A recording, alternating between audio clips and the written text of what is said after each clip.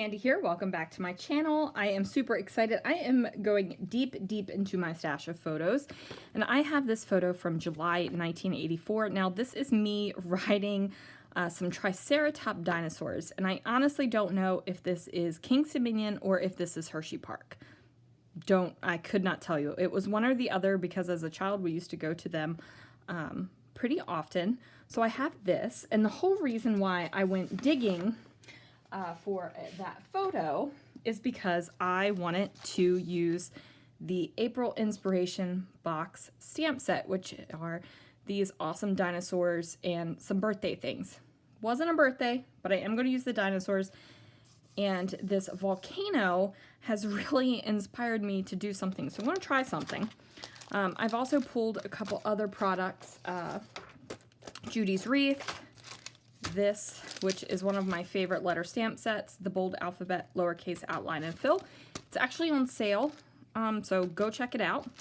And then which one is this called? Extra Sentimental. I plan on using some of these for my title.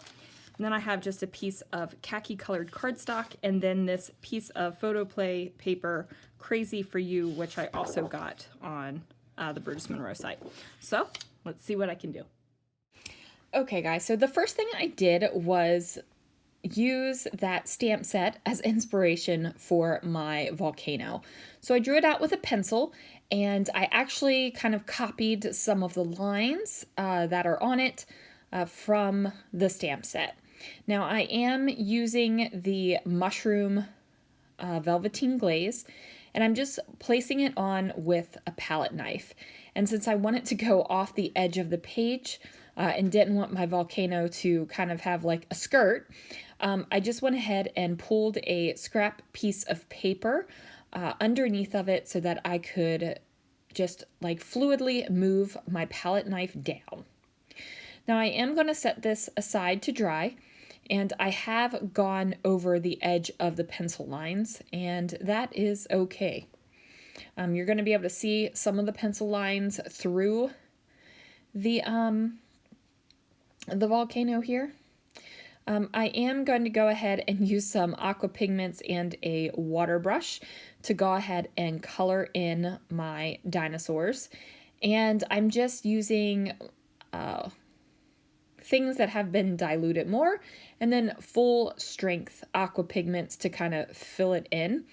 And I do just an ever so slight amount of shading, but you guys, I don't claim to be a watercolor artist at all. I just claim to make the things happen that I like. Now, since I am going to fussy cut out these dinosaurs, I don't really have to be super careful about going over the lines. I am going to do the same thing on the purple one, where I'm going to darken some of the spots just to give him a little bit of shading and a little bit of texture and interest. Even though, like I said, no clue what I'm doing, just coloring it in. So I'm going to cut out my volcano, and then I am going to glue that bad boy down on top of this paper. Now, I don't know why I went ahead and kind of made the top of the volcano kind of rocky. No idea why, because I'm going to cover that up. But, you know, I did it. And I am using this really old photo of me. I really wish I could remember if this is King's Dominion or Hershey Park. It would be one of those amusement parks. If anybody happens to know, that would be awesome. And then I'm just going to put my dinosaurs onto the volcano as well. Now, the scale is kind of funky because this is a big, oh my word, what's the word? I almost said lava mountain, but that's not it. Volcano. Yeah, this is a big lava mountain, you guys. And I'm tickling my daughter who is listening to me voiceover. So the dinosaurs are teeny compared to this big old lava mountain. And I just got to figure out where I want the dinosaurs to go and where I want the photograph to go. Now, I was thinking that I wanted the photograph on the right-hand side because the volcano is a little bit crooked. It's dipped in a little bit more there, but I just decide to make the top before I go ahead and figure out where that photo's got to go. So I'm just using some liquid glue, and I am just squeezing the heck out of my liquid glue so that I can get a good amount down. And then I'm going to put on top these shimmer flakes. Now these are awesome. They're just super cool. They're great for shakers and all that kind of good stuff, but I thought that it would make a fun kind of lava explosion as well. Now I went ahead and let that dry a little bit, and while that was drying, I used the Judy's Wreath dies to go ahead and cut out a bunch of the wreaths. Now I figured that these wreaths could be cut apart pretty easily, and then I can add greenery to the bottom of my volcano. So that's totally what I did. Now I also decided to not put my photo on the right hand side of that page where the volcano dips in a little bit, and that's for two reasons. The photo looks like it's moving to the right because I am on one of those twirly Triceratops rides, and then the way I could get my dinosaurs to situate around the photo, it just felt better on this left hand side of the page. So I figured out how to get all the little greenery down at the bottom here. And I'm just using liquid glue again to go ahead and get those adhered to the bottom here. Now, if you are gluing anything on top of a glitter glaze, on top of a velveteen glaze, on top of any kind of mixed media, I always recommend a liquid glue. And that's because it kind of holds on and gets in there a little bit better than a tape would. There's just like the liquid, it allows to seep into basically its pores and really just adhere a little bit better than the tape does, because the tape will lay over top of the surface and won't really like get into the little nooks and crannies of your glazes. So use liquid glue. Now this photo is a little bit of an awkward size because it's an old photo. It's from the 80s, and the photos didn't come out true 4x6 back then. So that's the way it is. Now I'm just going to make sure that my little greenery bits are down, and then of course some of them are hanging off the page, so I'm going to trim that down. And then I'm going to stamp on the word beautiful. Now, it is a little bit difficult to see you guys in the video. You'll be able to see it a little bit better with the angle of the photo that that you'll see closer to towards the end. But in real life, you can see this pretty well. Like you're not kind of struggling to what it says. Like you're not struggling to read it. In real life, you can see it just fine. I don't know what it is about video cameras and lighting and all that nonsense that things just don't appear very well sometimes on camera, and when in real life they're just perfect. So what am I doing? Apparently I'm adding some more greenery. Put it around the edge of that photo a little bit, and you know, that just adds a little bit more decoration that I did not have down there before.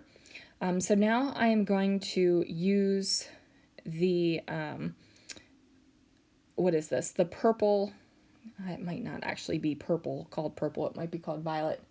It is the violet aqua pigment. And I'm just going to lay color down on this white sheet of cardstock. And then I'm going to go ahead and stamp over that so that I can get this color on my layout. And I want to use this color in particular. I want to go with the purple because I am using the shimmer flakes that have a good purple hue to it. I do use my heat tool to just go ahead and dry it a little bit. And then of course the paper is going to curl some. That's okay. If you didn't want your paper to curl at all, you could have taped it down to a hardboard, and then put your aqua pigment down and then let it go. Now I am using one of my favorite letter stamps ever. And this one is actually in the sale that is going on. I'm not sure if the sale will still be going on by the time this video goes up. If it's available, I'll put it down in the description below. So that's where we are.